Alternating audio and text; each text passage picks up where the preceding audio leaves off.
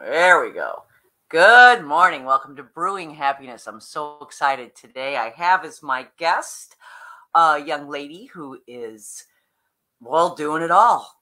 Mother of a large family, got a real job, keeping it going, and now pursuing a career as a nutritionist and health expert. And I happen to know her really well because she's my daughter. So without further ado, I'd like to introduce Amy, and I will bring her on. Good morning, Amy. Hi, good morning. Good. Well, so just to get this out of the way, that it's weird that I would have my daughter on my show. I am interested in interviewing or bringing on and having conversations with people who are pursuing their dream, who are pursuing their happiness. And so here, Amy has recently taken. Oh, good morning, Debbie. We have Debbie this morning. Hi, Debbie. Amy has recently taken on the challenge of, I'm going to let her tell about it, of changing her life a little bit, though. And it started with a personal decisions about health and diet and exercise, and now is leading to a new career. So, Amy, tell us a little bit about your new career as a nutritionist and health expert. Yeah, so like you said, it started with my own journey of just constant struggle with weight loss battles or wanting to lose weight and doing all the yo-yo fad diets and, never being confident or healthy or, good in my own skin. And then I found this way of eating and it really changed my life. I was free from, I guess, food addiction that I didn't really know that I had, but figured that's what it was. I, feel great. I lost weight, and with losing the weight, I also found a lot of other things that I didn't know I was experiencing, like better mental clarity, good skin, inflammation was gone, and all these other great things. And it really just made me dive into the health, so I came to this kind of lifestyle for weight loss, but ended up staying for all the health benefits. And so then I found myself just diving into books and getting really interested about the nutrition aspect of it and the health benefits. And then, so now I'm going to school to become a nutritional therapist, which is a holistic, whole body nutrition. And it's not just focusing on, these are the guidelines, this is what you're going to eat, but going and finding root cause of whatever ailments of somebody has. And they're really focusing on the bio-individuality of each person, because we're all so unique and nothing is a one size fits all, right? And so that is something that I'm learning about most of the time, right? What was that? I said, which is why kind of diets don't work most of the time, right? Because Exactly. It's a one size fits all plan, and then we try to plug our individual selves into it. Yep, exactly. And so, there's, foundational stuff, obviously, and then, going and finding what it is that individual person needs to focus on, whether it's, digestion or blood sugar regulation or hormones, so many different parts to this. Wow.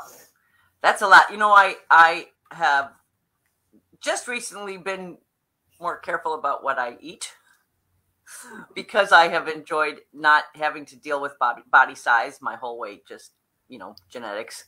And it's made me less sensitive, I think, to food and to we are what we eat, and it's the fuel that so what you're talking about, those things beyond just our weight, right? I think I've missed out on some of those benefits of the things beyond just I have a normal body size weight, and that's just a gift that I don't ever have to think about. But all those other things, clarity and skin and okay, so Amy, so my friend Debbie says, so how do you test a person to find out what they need? Well, I'm going to give Amy a little bit of pass here and say she's still learning. I am still learning, and I'm currently taking. I'm currently taking on my first practice client. So I do have, it starts with a big questionnaire, just about your everyday health, your background, how you, grew up and how you eat. And then also included in that is a journal, and you talk about what you eat and how it makes you feel. And so you really do have to do some self-reflection and realizing like, okay, yeah, I ate this. And then, I maybe felt tired or didn't feel well or didn't digest that well, or, other issues that we might have. And then so we go you're just learning to pay more attention to your body, basically. Yeah. And then, like I said, you start with the foundations, and right now, I think as a society, um, we're really struggling with blood sugar regulation a lot. With Right. diabetes is type 2 diabetes is crazy right now, and the obesity rate or overweight in America is over 70%, which is insane, and it's Right. sad, It's and insane we're just because being. it's a health crisis that we can do something about, right? It's a health crisis that you don't have to go to the doctor to fix. You can take care of it Yes, and on your own. unfortunately, I think most doctors just regular, they're not very well trained in nutrition, and Right. they while they have the best of intentions, they're just not focused on nutrition. Their job is to prescribe, I think, for the most part, and unfortunately, I think that is just done us a disservice. And then also Right. the mantra of all things in moderation is just not true for everyone. If all things in moderation were true, we wouldn't be here. I Right. think that we have moderators and we have abstainers. Moderators can moderate and can eat a little bit of something at a time and feel okay with that. And they need maybe variety, or they can have a piece of chocolate and that's all good. And then there's abstainers who, right, you're like that. I know you're like that. That's And me. Right. I'm I opposite. eat a brownie almost. I eat a brownie or a cookie almost every day before Right. bed. Just that's I have one tiny little treat. And I'm the opposite. I'm the abstainer. I'm all or nothing. So it is, if I have a little piece of something, I find it very difficult to just stop after one piece, or it's a slippery slope. Like, oh, I can do it for a day. Okay, that was good. But then it's like, oh, I did that. I was fine. So I can do it the next day and the next day. And it Right. just keeps Right. adding up, and this is Because how I what we said do one time isn't because what we do one time isn't the story, is it? It's what we do every day. yeah. And so this is just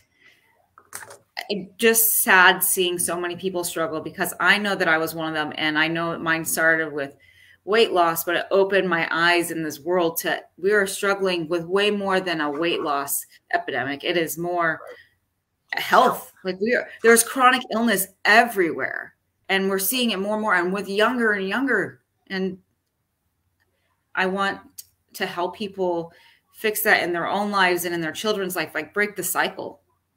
Right.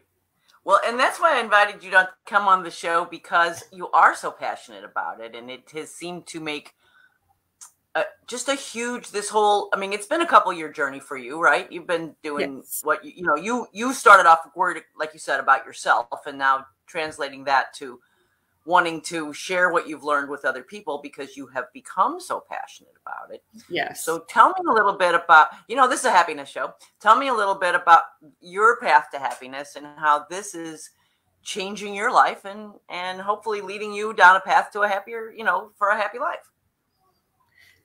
Well, like I said, it started for me lifelong really, but to find where I am today started about 3 years ago. And it's really, my diet is focused on an animal-based diet. And that led me, like I said, what was that? I said, we're going to get to that. Oh, we're going to get to that. Okay. Well, so that's, okay, that's where for today. That's our little controversial moment for today. Okay, well then I'll wait. We'll talk about that when you're ready. But so sorry, I'm gonna turn up my volume a little bit. So I started there, and then just with losing the weight, and I hate that it took that, because now that I'm in a different spot, I wish that I would have lived life a little more carefree and stopped worrying so much about what obviously hindsight's 2020, right? But right. To live my life, and not that I didn't, because I have very much lived my life and I've been happy, in all the things, but I cared too much about what I looked like. I cared too much about if I was in a picture, and I put too much value in those things. And, the value we need to place is in the moment and with our loved ones. And, now I go back just to see like pictures and memories, and there's so few pictures that I'm in, and part of me dislikes pictures in general, but then also I didn't want to be in pictures because I didn't like the way they look. But these memories are just something that, are irreplaceable. And while they're in my mind, they're quickly fading with each passing day. That's what happens.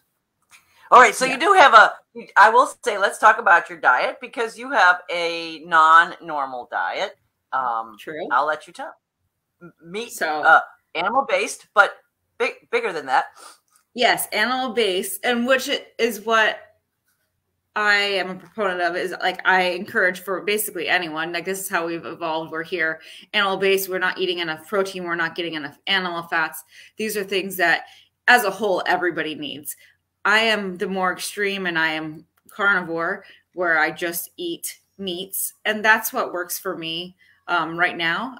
Like I said, it freed me from any kind of food addiction. It freed me from cravings. It freed me from, I don't know. It's simple. I know that people are like, oh, that's what I hear, right? Like that's so restrictive, or I couldn't do that. I couldn't give this up, but I need this. Well, actually, you can give it up, and actually, you don't need it. And those are just self-limiting beliefs, really. And holding on to them aren't getting you anywhere. And now that I'm living this life, to me, it is freeing. It is not restrictive. And I don't think that, it means it's for everyone. It's kind of like the ultimate elimination diet if you're struggling. I've just stayed here because this is where I'm good. And will I add in vegetables or some carbohydrates somewhere in my life? Maybe. I'm open to right. I'm open to what might happen, but for now I'm happy. So Debbie says, how do you get your greens? Talk about vegetables a little bit. Talk about your vegetable. Yes. Okay. So, yeah. I don't want to call it opinion, because you have done far too much research for this to be your opinion. But your vegetable theory. I want to talk about your vegetable. Absolutely. Perspective. So it's just more, let's say, facts, right? Like that we've now been able to, we can research. So we're told, obviously, eat your vegetables. That's how you're going to get all your nutrients and this and that. Well, I mean, I'm not saying there's not nutrients, but unfortunately there are things called anti-nutrients inside vegetables, and they're binding, and they make it difficult for our bodies to absorb. So we aren't just what we eat, we are what we can absorb, right? So meat, especially beef, has the most bioavailable nutrients that our bodies can absorb. So I get all my nutrients and stuff from animal beef. And then I also do ingest animal organs like beef liver, which powerhouse it's like a multivitamin. And then those animals are eating greens, right? So are you getting some benefits of vegetables through eating animals that eat vegetables? Absolutely. Absolutely. I mean, they have all of them, and it's crazy because this just isn't something that is ever talked about. And honestly, when I did all these other diets, I used to like vegetables. I used to feel, and I think I probably would still like some, but honestly, vegetables didn't like me. And I noticed a lot of problems from them. I had a lot of bloating, and that's not normal. Everyone's told it's normal, so it's common, but it's not normal. Is that you, or is that everybody? Everybody has this kind of adverse reaction to vegetables. Definitely not everybody. Right. So that's why I said, like, carnivores, like, I mean, I know a lot of vegans. I know a lot of vegetarians and vegans that's kind of what they're eating, right? Right. But doesn't mean that but they're probably supplementing too with not real whole foods to get those vitamins, because unfortunately I'm wondering if they're having the stomach issues though. Oh, some of them may. Obviously I can't speak for everybody, and everybody is different, and our microbiome and our gut is all different, right? So everyone, may not be having those issues. That's why I said carnivore is kind of like the ultimate elimination diet to start there. And then people start to add back in things that they do like, or they want, or maybe they go to keto, or maybe they just go low carb. And if they're fine by those, like, more power to you. Like, eat what your body likes, and as long as your body can tolerate it, that's what's best. Right. So Debbie says she uses Host. I'm sorry, I'm having a little trouble seeing this morning. I use Host Defense, my community mushrooms. Our mushrooms aren't vegetables, though, are they? They're fungus. Mushrooms are vegetables. And she says you use organic only, but you don't eat any vegetables. So do you eat organic meat, or do you pay attention to the quality of your meat? Yeah, so quality of meat is important. And then, so, I mean, sourcing for anything, whether we're talking about meat or organic vegetables or locally sourced or in season, are all super important and things that we should be trying to do. Quite honestly, I do my best. I have a large family, you know, family of 7. I just truly can't afford to buy grass-fed, Yeah, grass-finished grass-fed. meat for a family of 7. And we're Right. truly honestly looking into it, into buying a cow or a half a cow and storing it and having it. And that is from a local farm here. And so that is something that we are working towards, since as a family, we are very much an animal-based diet. You know, the kids are definitely more paleo. They have more carbohydrates and they do eat vegetables. They do eat some fruit. That's what works for us. And so it is something. But if we're going to look at grass fed and grass finished versus, you know, grain fed conventional versus not eating the meat, you know, the meat's better than no meat. Right. Well, I'm going to say that I was kind of shocked at first when you all went carnivore, and we've had a lot of discussions about it. As I say, so was I. Like, this is not something I ever thought that I would ever be doing. It's just odd, right? It's right. just like you hear all the time people eating only vegetables, but people going to the other extreme and eating only the meats and cutting out the vegetables. You're like, oh my God, what? And I was kind of worried about it, but I am, if nothing else, I am a data-driven, you know, decision maker. And you and Kevin, your husband, went and had a life insurance test, is my understanding. Yep. And you both rated the very best in health that was possible. Tell me a little bit about your ratings on this test, because I'm all about, you can't argue with success.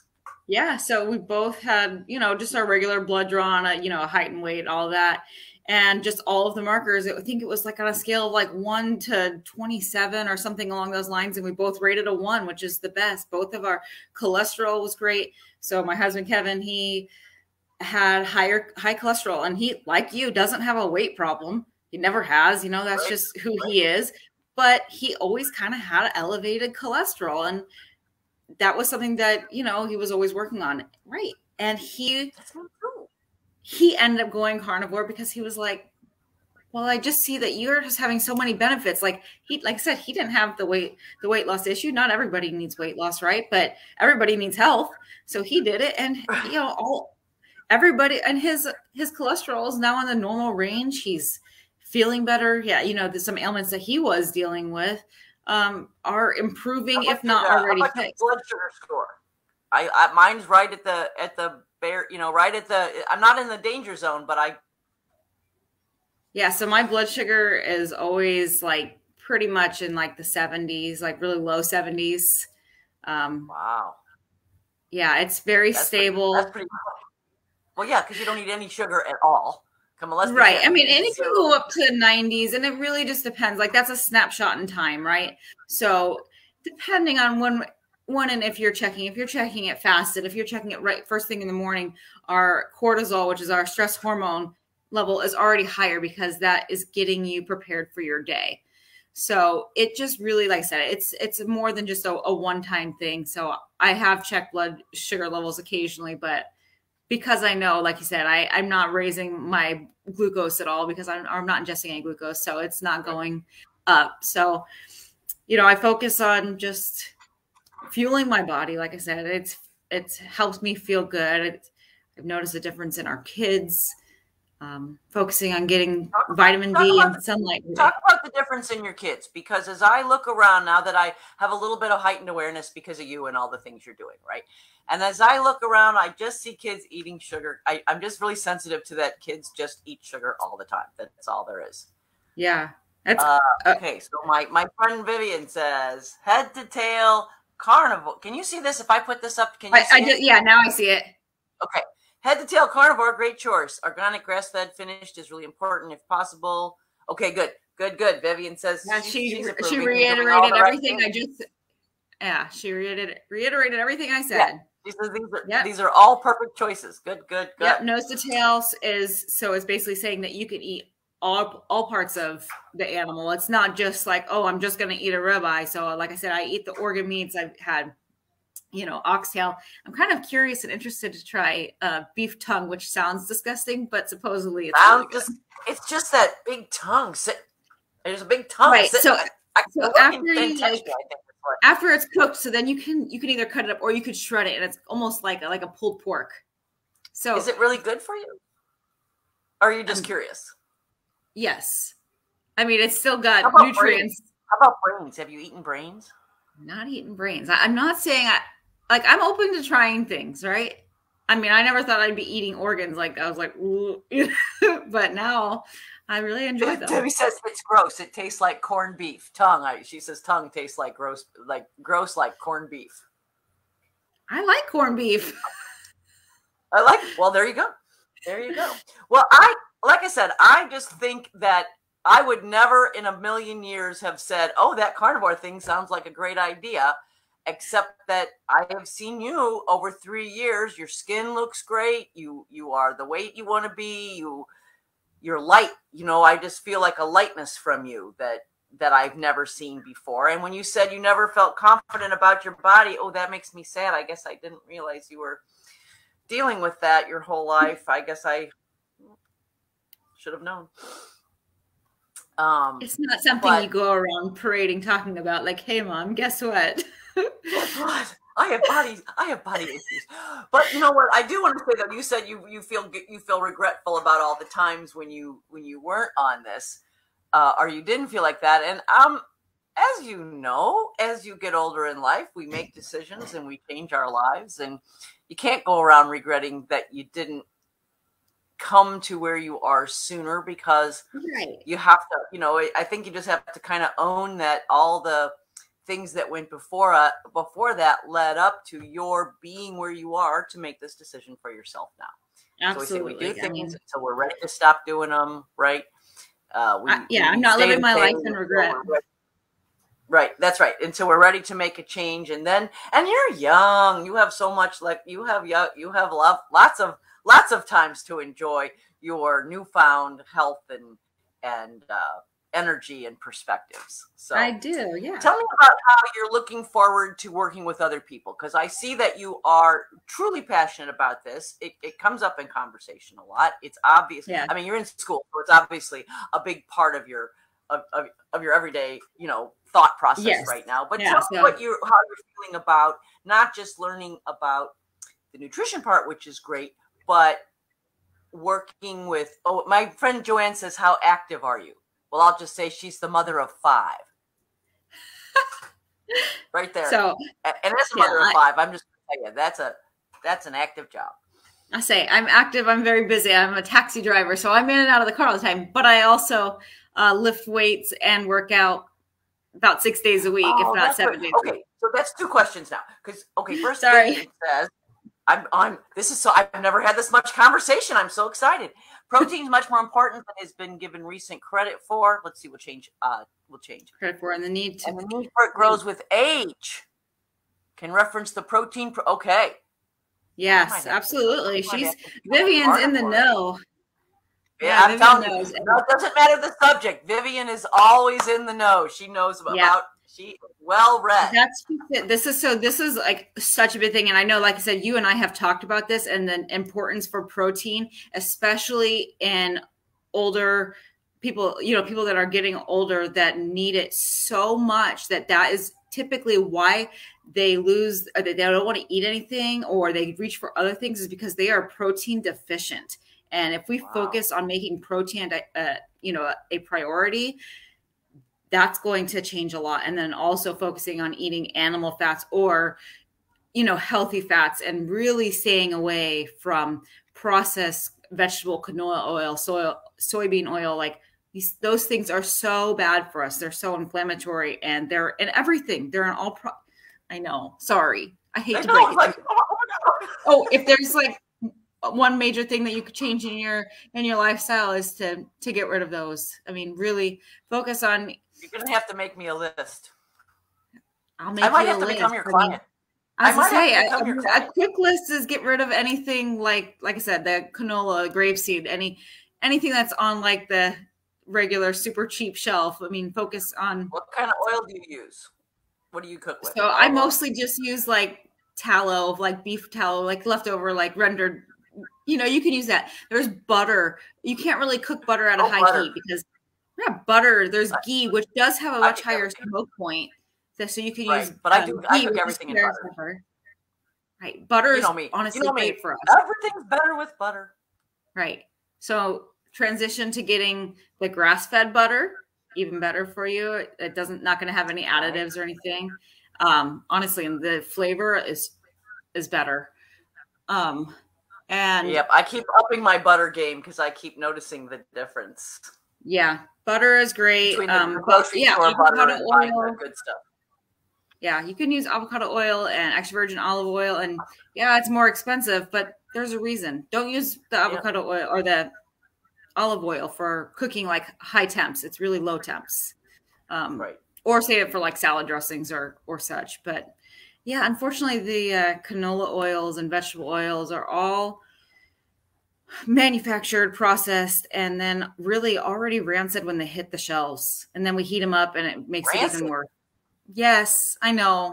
It's really quite terrible. And it's inflammatory. Coconut and avocado oil. Yeah, coconut oil. It's another good one. I don't use it a ton just because I don't prefer it. But because it makes everything taste a little bit like coconut. Yeah, it's just not my favorite, but you know, the kids like it. Okay, so I do have it. So I had a question. Sorry, for you, but I forgot. We've gone off on so many tangents. I know. So follow up on the question that I did ask while I try to remember my other cat which was talk about working with other people. How are you looking forward? Because I think I'm going to become your client, honestly, after this. This is a better conversation than you and I have had the opportunity to have. Honestly, I was thinking about this morning. I was like, Amy and I are going to have like a better conversation than we normally there's like kids around and everything's distracted and we're cooking lunch or whatever. Hold on, I got one here. Go ahead. Oh, good morning. Good morning. This is little Addie. This is Addie. She's been awake for a while. She knows the drill because she's here when I do the show on Mondays. And so she knows, I lock myself in my room for this. I'll say she did well. She came down the stairs and they stood there for a second and then they just went in the other room. I know. Anyway, go ahead. If I can borrow Mom back for just a minute. Sorry. Okay, you gotta go. I'm here too, Hannah. You want to make something? Go ahead and throw something. Make some. Okay, Hannah. Look, Hannah says she's going to be your client too. I'm here too. I'll join with you, Mom. That's my youngest daughter. So now we're going to have it'll get a little club going. Yeah. No, I am. Like you said, I have become super passionate. Honestly, Kevin has become super passionate, and I love that. And it's just something that, looking forward to working with clients because I want people to feel the way that I feel. I feel great. I feel happy. And it's not just about weight loss. People, like I said, are struggling with so much everyday stuff that we don't even know it. People are dealing with skin issues, with headaches, with hormones, with fertility, with, blood sugar regulation, all these things that are, mood swings. Like there's so much that, like I said, that's what I was going to say. I'll say if you move beyond the health of this and go to the mental, right? Go to and Vivian's in the club too. Vivian wants to join the club. Yay! We're starting a club. I love it. The Carnivore Club. I don't know. Vivian sounds like she's already got it all figured out. Trust me. She'll be telling you stuff that you don't know. Trust me. So, what was I going to say? Oh, I've lost my train of thought now. I'm sorry. We were talking about, you said the health and mental aspect of it. Oh, the health. So 2 things I wanted to say. First of all, the passion for sharing things. When you feel something and you learn something and you're so amazed by how great it is, you just want to share it with the world. That's where you are, right? I have this secret. I need to share this secret with the world. That's how I feel about happiness, right? About people's ability to just make a couple of subtle shifts in the way they think and shift into a happy everyday. Because I feel like I figured it out, so I want to share it with everyone, right? Yes. And then secondly, sorry, go ahead. Go ahead. No. I'm listening. Because I'm going to change the subject then. So finish your thought. Oh, I was just going to say, happiness and all the tips that you have are so great, and you exude happiness and everything, right? And you look for positivity, and you're the light in all the things. And I think everyone wants that. Everyone Right? wants that, They right? do. And sometimes we have it and sometimes we don't. And sometimes even if we have it, like I feel like I've always been positive, always had that happiness, but I've also felt held back. And like I said, once you're all the other things fall into place, then the happiness is just kind of right there as like a normal next step, because you're no longer being held back by whatever it is, Right. in your life that's Those affecting other you. thoughts that are kind of, misplacing your happiness thoughts. Right, absolutely. So, finding, like I said, you want to shout it from the rooftops. Like you said, you see people, and feeding their kids. And I'm so passionate about kids, like that has such a special place in my heart is kids. And unfortunately, it's just the norm to feed them whatever's easy and convenient and processed packaged foods because that's what everyone else is doing. And And so, it tastes good. So that's what kids and it want. tastes good. They Right. want So, that. They want that. We ate something the other day. I can't remember what it was, but I remember thinking they're putting something in here to make this taste better to me, right? This food is not good absolutely. for me. It's good. I know this food is not good for me. I'm tasting how good it is. I'm like, they are putting secret flavor in here, so I will come back and eat this bad food again. Yes, so that's literally what it's called. So they have what they call it. It's called the bliss point. So they literally have people that will test the food to make it just the right amount of Ugh. what you want, whether it's sweetness or saltiness or savory. They're making it the bliss point to keep you coming back, to be addicted. It's It's like drugs. infuriating, truly. Well, Food the other is, and it really it is an is. It is. addiction. And sugar is addictive. And when you tell Absolutely. someone, oh well, just eat less or eat fewer calories, well, yeah, no crap. Well, how about you go tell an alcohol, well, just drink fewer drinks, you'll be good, right? That's not going to work. Right. That's right. And Vivian says, eating well, thriving physically adds to our ability to feel happy. Absolutely. Yeah. And the other thing I wanted to go to, so I'm reading this book that you gave me. It's called From Your Feelings. I won't say it on my. It's a family show, but it's F Your Feelings. And I am blown away by this book. And the thing that has blown me away about it is the idea that I've always felt like our thoughts control our emotions, which lead our actions. And if we could just manage our thoughts, right? If we just little power thinking, little positive thinking, right? Little affirmations, then we can manage those emotions and manage our actions. And so this book has flipped this all on its head for me, that says your emotions don't come from what you think. They come from your body. Emotions are nothing but our intellectual, our mind, our bodies, ourselves, our spirits reacting to what's going on in our body, right? And then that emotion that we get from the body is what drives what we think, which then drives. So it's flipped the whole paradigm upside down. And I'm still early in the book. I'm still in the first, like the third or the fourth chapter. But this is exciting to me because what it says is if it's my body that's causing my emotions, I can change what I'm doing with my body. And I want to talk real quick about one thing he talked about in this book. He was talking about what position you hold yourself in. He was talking about posture, because posture definitely impacts our emotions, right? Yes. And he says, so we're talking about whether you're paying attention and you're standing in the posture. But he says, think about, this was so impactful to me. He says, think about what does a sad person look like? And he bends his head and you stoop your shoulders.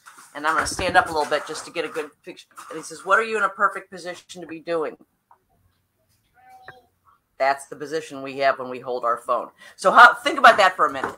The position that we stand in physically when we hold our phone is the position of sadness. Yeah. Yeah. Right? Right. That was I can't wait to get into that book. It's next on my list. I'm finishing up. I think I'm going to finish it today. I'm finishing book. It's called Grit, and it's very interesting. But so I'm moving on to the next. We're doing our 75-day hard challenge right now, and so it's reading every single day. So now what is? Well, I just want to finish up on this thought though that and then I want to talk about your challenge.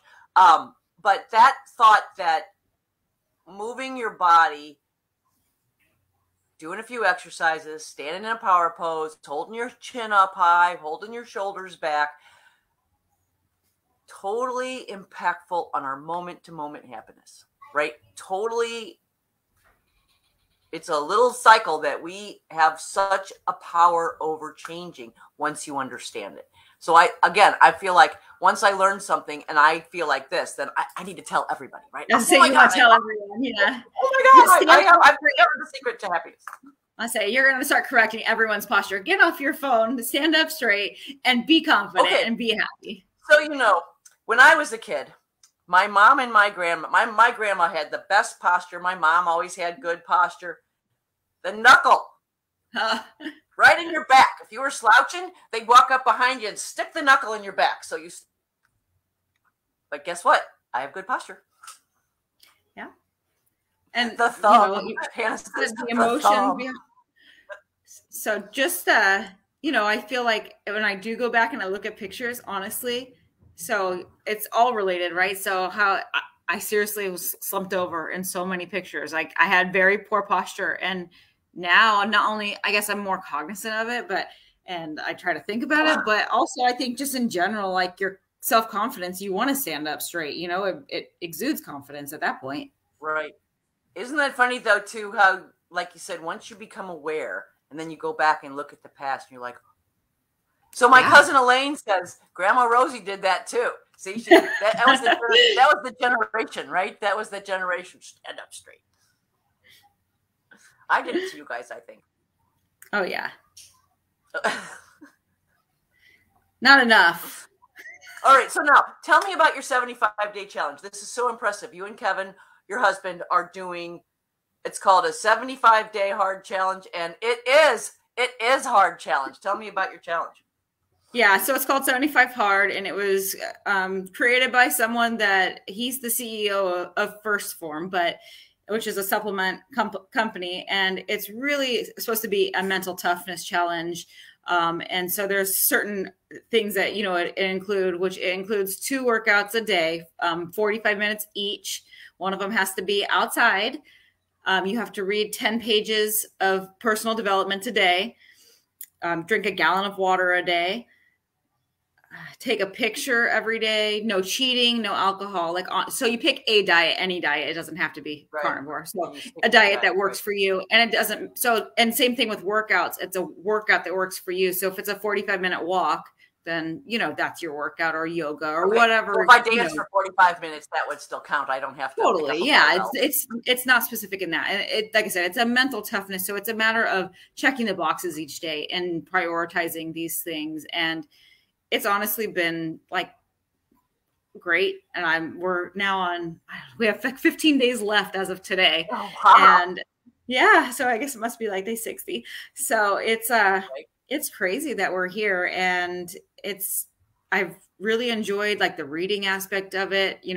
I've always enjoyed reading, but I guess, you never make it a priority when you have so many other things. So now you have to read 10 pages a day, but really now I read at least a chapter a day, if not, more, depending on what I'm reading. Right.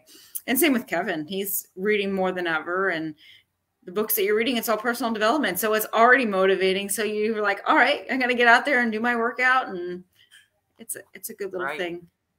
So how do you think this will change you once the challenge is over? Once it's over? It's about developing new habits, right? It's about habits.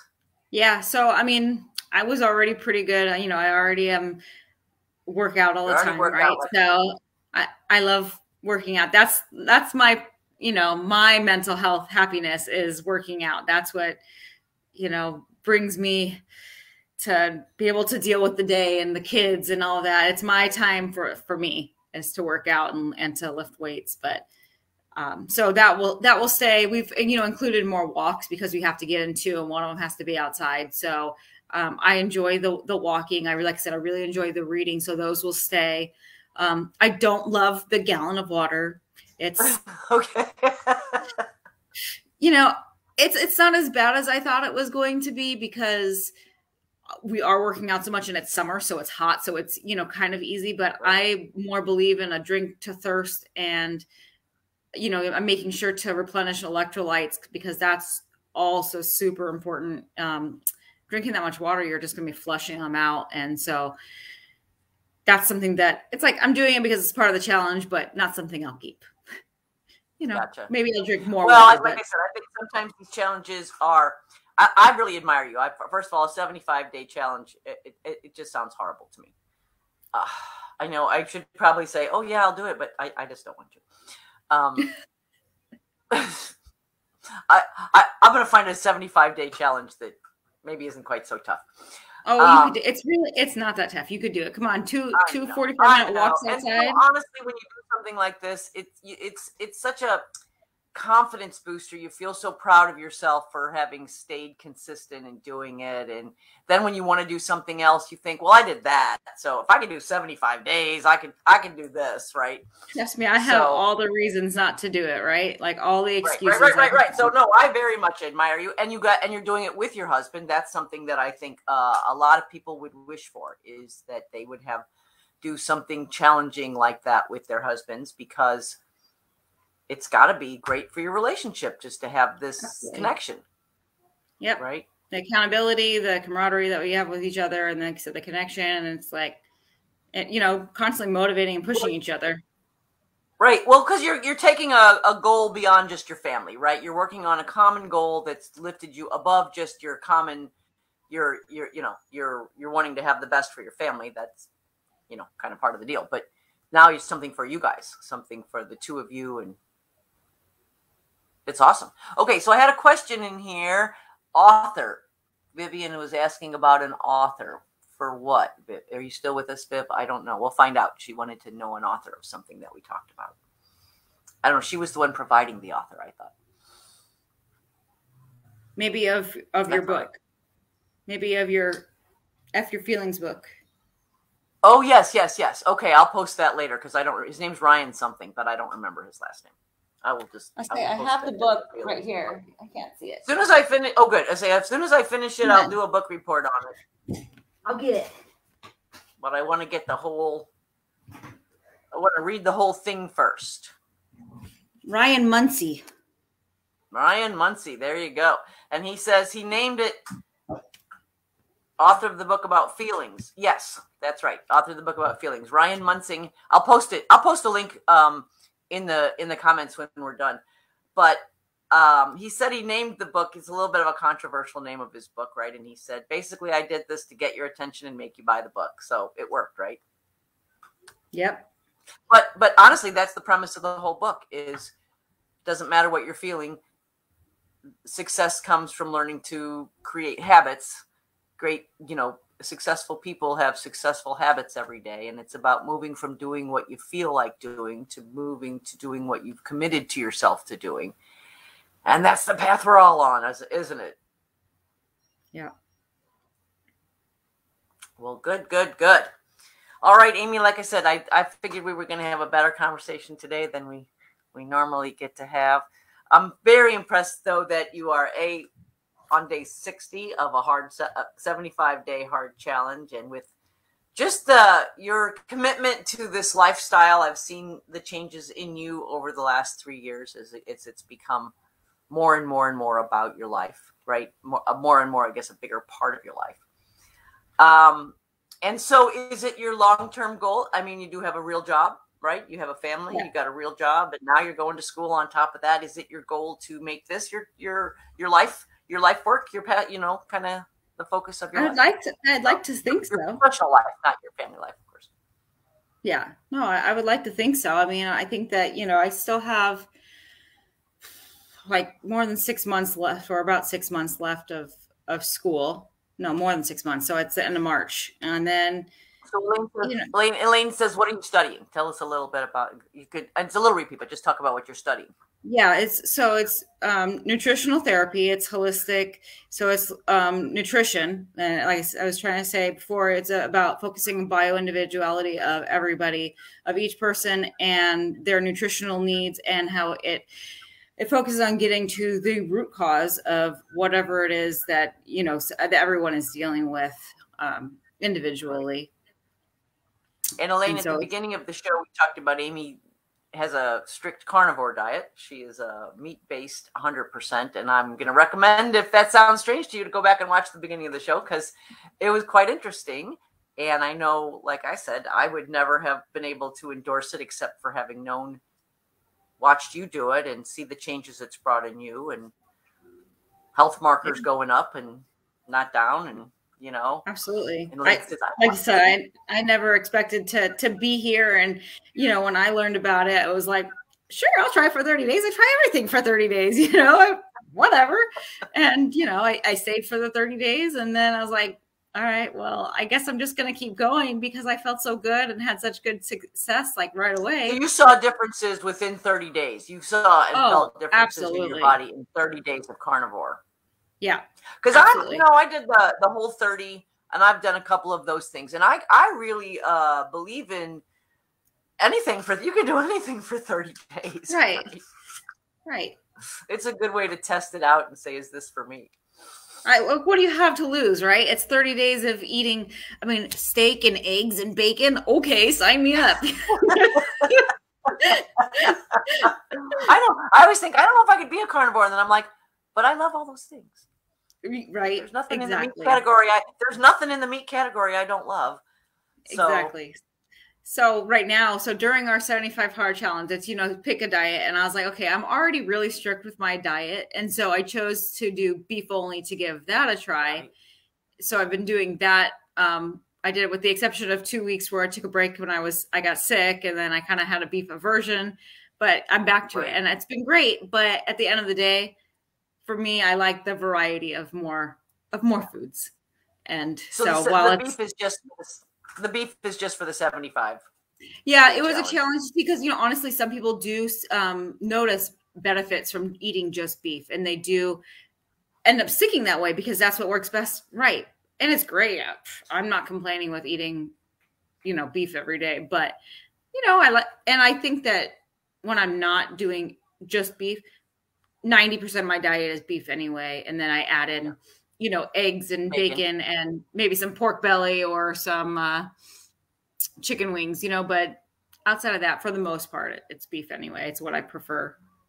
Do you eat fish? Yeah, I like fish. Fish is great. Elaine says steak makes me the most happy. Right? See? Okay. See, I love that. I'm like, let's see. You said one day I just have a ribeye every night. I was like, that doesn't sound that bad. Right? I lived a life, like I said, I tried all the diets. I tried just doing like low calorie, and unfortunately people are so under eating when they're, they stick to this magical number of 1,200 calories, and they're eating lower fat. So they're eating, like lean, boneless, skinless chicken breasts and inside of vegetables and as little fat as possible. Well, our bodies need that fat, especially women. Like, we need it for our hormones. We need it for our health. It keeps us fuller longer.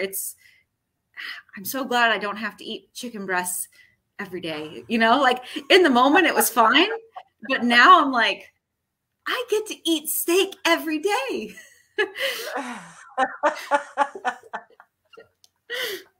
Exactly. Like I said, I say, oh, I have to give up stuff, but then I'm like, but the stuff you go to, pretty good. Yeah, and I think, like, if you do give it a try, like anyone that is listening, like, eat what sounds good. Eat a variety. Eat, like, it's hard sometimes in the beginning because you do feel like, this is all I can eat, or you're not hungry. Just listen to your body. If you're not hungry, like, don't eat. Or if you are, eat what you are. And when you are going to eat when you're hungry enough, And if you don't feel like beef, eat some eggs. Vivian says I red meat 2 days a week, fowl meat 2 days, fish 2 days, and then surprise me once. That's a nice variety. I like it. Some people like a steak. Whatever works, right? Right, exactly right. Exactly. I'm excited. We're gonna start the beef club. Beef club.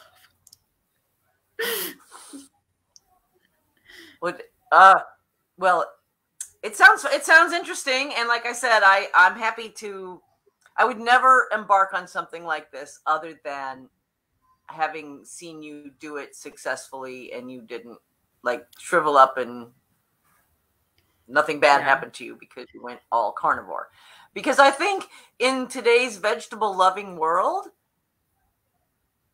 is there a little prejudice against the carnivore? It's like a little bit of the vegetarian / vegan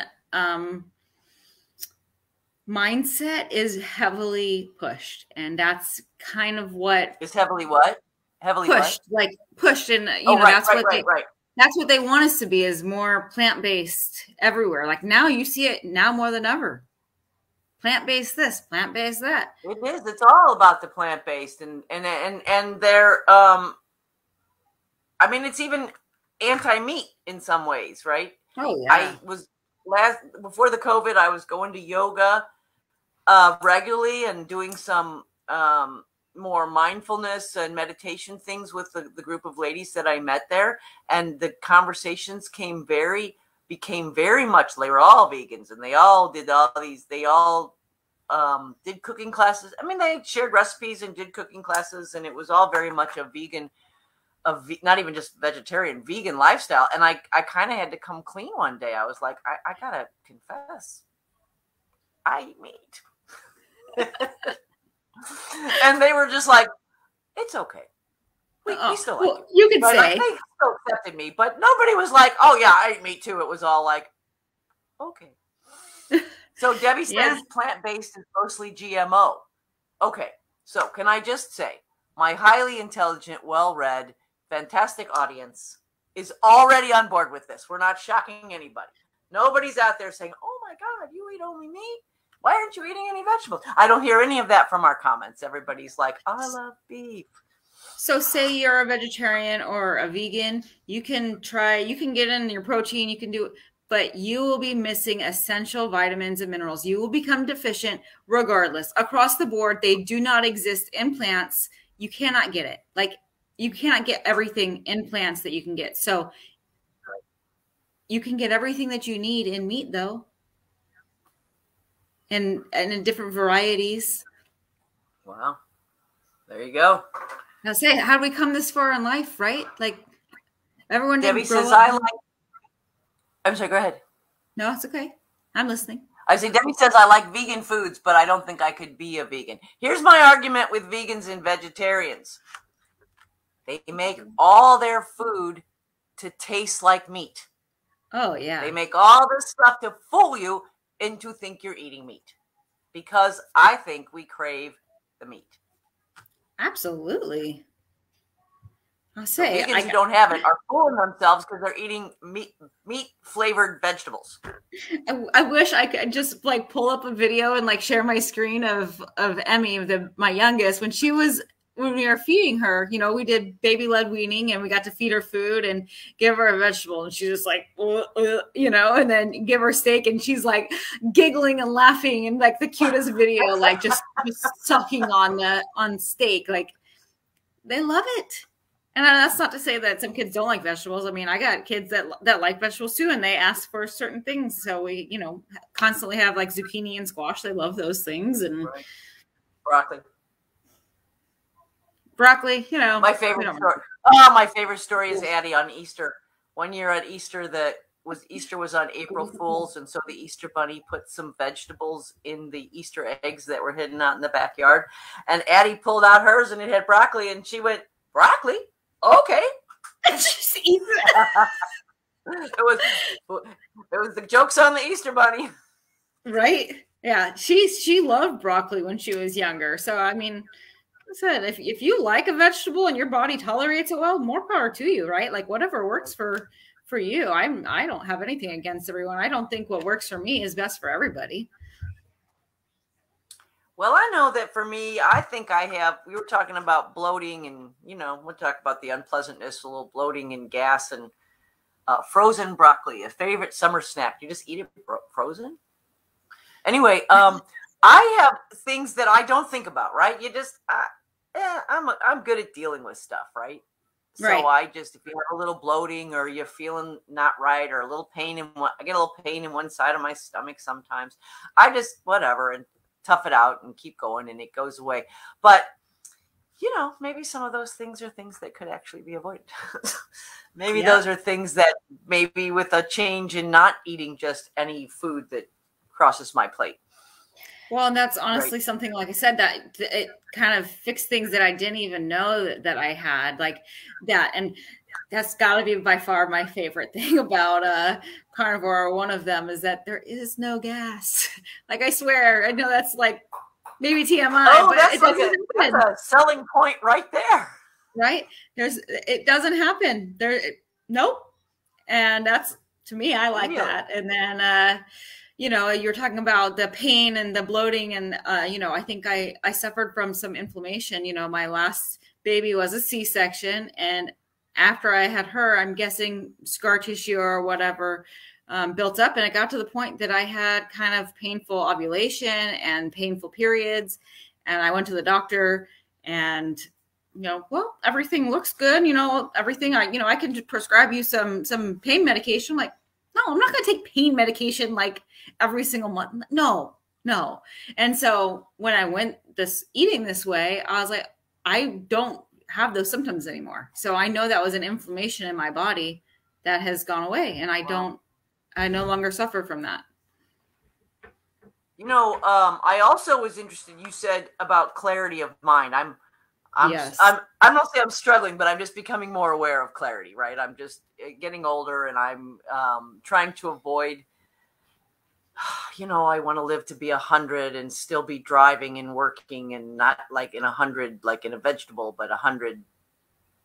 And now I'm going to start saying 125 because I think medical, we're going to live longer and longer. So I'm shooting for 125, but I want to do it in a healthy way, right? I want to be running a marathon when I'm 85. I don't want to be hunched over on a cane. But the talk about a little bit about the mental clarity part about this diet for you. Yeah, I feel like mental clarity isn't something that you can really like explain or appreciate until you have it. And I remember, like, a lot of years ago I tried paleo, and I remember feeling it then, but it just wasn't like I guess a fix all then, or I didn't really appreciate it. And now that I have it, it is really very much like, I don't know how to explain it except for like a clearness in your mind and openness, and just, I have energy throughout the day. And there are a lot of studies coming out, Mom, about like keto or low carb and the effects that they have on your health as you get older, and on dementia and Alzheimer's, and how they're preventative and not necessarily will stop anything that's already started, but will, prevent it from going further. And that's really something that, I just read an article the other day that they're now starting to call Alzheimer's like type 3 diabetes. Like, it's very much related to the foods that we're eating. So Elaine says, I checked my genetics and I have a variant that predisposes me to what, Elaine? It predisposes you for living to 100. Oh, for living to 100. Yes. I'm hoping we're cousins. I hope I share that. It's my cousin Elaine. I hope I share that gene. I should get a test. I look at the aunts and think Aunt Norma's 98. Right. We got good genes, right? Like, yeah, but we are right. Uncle Tony just turned 90. Well, both of their parents, right? So on my dad's side of the family, both my grandma and grandpa died fairly young. And so I don't know enough about it to know whether those were things that perhaps could have been preventable, in today's medical world. Oh, yeah. But I do know that their children are living. My dad lived to 87. My Uncle Tony, 90. Aunt Norma's 98. Aunt Mary's 94. Shoot for health span. Lifespan less than 3. What does that mean, Vivian? I don't know what that means. Health span. Oh, lifespan. I'm not sure what you mean. I'm still going for longevity. I have to say. I think that might be a heart. What? That's a heart, I think. Oh, that's a heart. Lifespan. Okay. Health span, not lifespan. So she's saying maybe you want to just shoot for living health span equals lifespan. Okay. I'm sorry. I thought there was a math formula going on here. I wasn't hip to.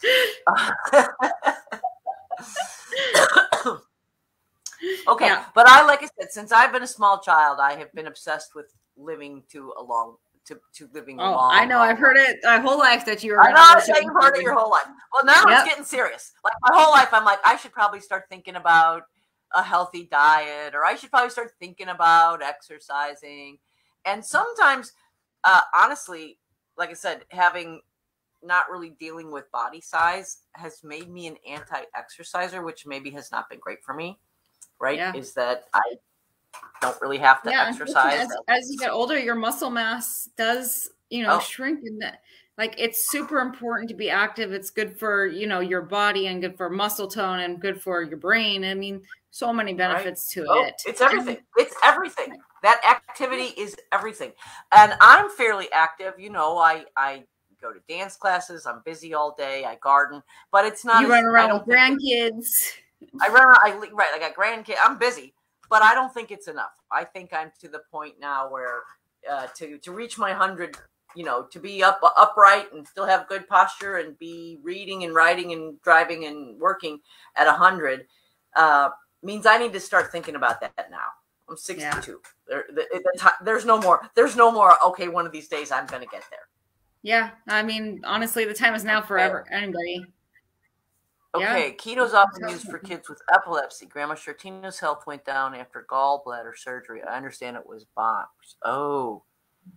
Okay, thank you, Elaine. She knows more about family history than I do, because I gotta believe they had genes that would, without those things happening in their lives, they had genes that would have.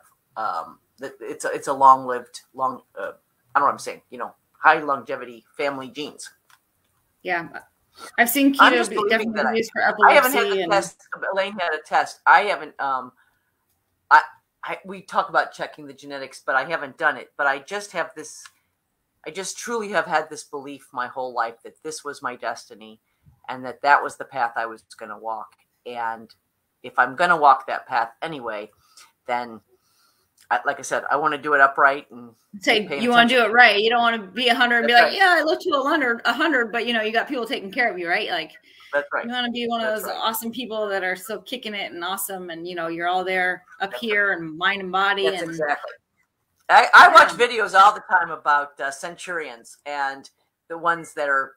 I watched one not so long ago about a lady in Independence, Missouri. She's an editor for their little newspaper, and she's 106, and she drives herself to work every day, and she's on the computer. I'm just like, oh, that's my hero, man. That is that is my hero. Right. So that's what I was going to say. On the flip side of you were saying that we have good genes. We're also, if your family doesn't have good genes, that does not mean that you are, destined to die early or to live a poor lifestyle. We are so much in control. So that's a great point. And, studies show now that you can even change that what we think and what we do is actually impacting our DNA, right? That your DNA is not a hard code that you get. And then it's just, that's your blueprint for life. And you can actually impact those things through your thoughts, your choices, your lifestyle. So that's a great point. And thank you for bringing that up is it, even Elaine, nobody gets to just go, well, I got a good marker for longevity, so I can just do whatever I want, right? Yeah, so I'm just going to eat all the crap and, not work out. I don't think that's the way it works. Yeah, unfortunately, I think that's what we all wish, right? We're all looking for the easy out, the easy way to lose weight, the easy way. Well, but no one's willing to put the work in, and that's where I think we struggle a lot as a society. We want what's easy, not what's right, not what's best. Uncle Mike's a chiropractor, and he's big into health and things. And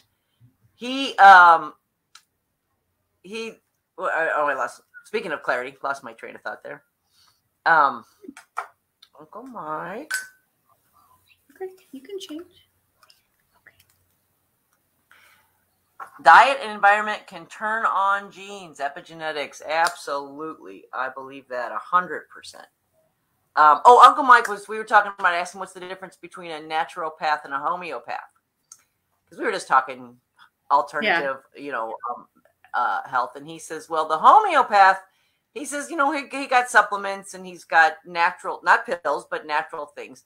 He said the natural path, he says, he's all about lifestyle changes. He's like, basically no one goes to him because, right, we all want to sign up for the pill. We want to sign up, give me the pill that makes it all go away. Not, I got to start exercising. I got to change the way I eat, right? I need to do some affirmations and take care of my mental health as well as my physical health. Yep. So. She knows she's on camera. You're still on camera, child. Anyway, I found that, I thought that was interesting and true, right? That the path to what we're talking about, I talk a lot about persistence, consistency, self-discipline, right? And whatever it is that you're trying to achieve, right? Right. And that's what it's all together, right? It's nothing's easy. Things that are worthwhile take effort and effort. Oh, there's Em. Good morning, Emmy. Messy hair. Say good morning. Anyway, it takes effort. Achieving something in life and making a change takes a little effort on our part. And I think the message that sometimes we're missing is that the effort is where the happiness comes from, right? It's not you put the effort in because I'm going to swing this all back around to happiness, right? The effort is, oh, hi, sweetie, Elaine says to Emmy. Because the effort is the effort you put into creating good habits, to getting up early when you don't feel like it, right? Like going and doing that workout on a day when you might just want to grab a milkshake and sit on the couch. Right. Those are the keys to happiness. Doing what we say we're going to do, accomplishing things, moving the ball forward in our passions is the path to happiness. And while sitting on the couch and eating ice cream feels good, it's the path to pleasure, not the path to happiness, right? Pleasure is your immediate circumstances. Happiness is your overall lifetime contentment. But also those things just need to be basically rewritten. You're placing value in your, thinking, oh, I'm happy when at the end of the stressful day, I get to sit and, eat a milkshake or drink a milkshake and watch TV, where instead start rewarding your hard day with a bath or some other kind of, health of self-care. And that becomes happiness. And that becomes, your pleasure and whatever is. That's so right. Really or you do have that night at the end of a hard day with your milkshake on the couch, but it's one day, right? It's just you're doing it one day, not every day. That's not your normal. If that works for you, if you can, like you said, like that's something that you can do. I'm not having a milkshake, but I say you're not having a milkshake. But... All right. Well, I think we've exhausted this. I know. I think we've exhausted this session. I so appreciate everyone who watched and participated. This is by far my most engaged show with the most participation. Well, I'm excited. Then we can do it again and expand, especially if you have questions or just talk about other, absolutely. Other topics. And so I'm gonna post or I'll ask you to post in the show notes links to your Instagram page and stuff. So if somebody were interested in following your journey, they could, right? That's why you're here. Engagement and visibility. She said, hey, Mom, you're doing a show to get engagement. I should be on your show. I was like, yes, you should. We have interesting things to talk about. Yeah. This has been fantastic. Yeah. Not exhausted, Vivian says. It's a great beginning. So that's exactly right. It wasn't, we touched on the top of a lot of subjects that we could really dive deep into, right? We went a little wide. So I always have the wide versus deep discussion. We went a little wide today, but that leaves us an opportunity, and we've set the stage for you to come back on a regular basis and go deep into the topics that we talked about. Yeah, definitely lots of, we talked, like I said, a little about a lot, and can definitely branch off and dive deeper into each of those things. There's a lot of stuff that we talked about. I don't even think that we got to everything that you said you want to talk about. Hold on. I think we did. I think we got to all the topics we had to talk about. So did we? Did you remember one that I didn't talk about? We only kind of talked about kids, and then we didn't really go into it. But oh well, kids, and they kind of worked their way into the conversation, didn't they? They always seem to. They do. Well, it's hard to separate, motherhood from the rest of your life. It's just kind of blended in, right? Yeah. Part of the fabric. She's hiding. Can't see her. She doesn't want to be on she doesn't want to be on camera today. That's okay, honey. You don't have to be. You're fine. No one can see you. Don't worry. Emmy.